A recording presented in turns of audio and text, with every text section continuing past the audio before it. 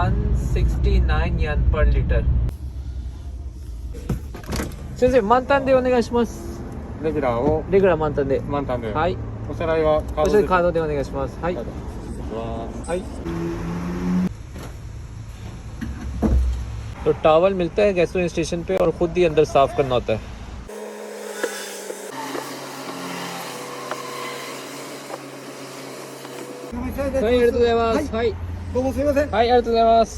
तो नाज़रीन 660 सीसी की गाड़ी फुल हुई है. 23.9 लीटर इसके अंदर डला है. पर लीटर 169 येन यानी 255 रुपए का लीटर जापान में. ये टोटल अमाउंट बनती है 4039 येन यानी तकरीबन पाकिस्तानी 6100 रुपए.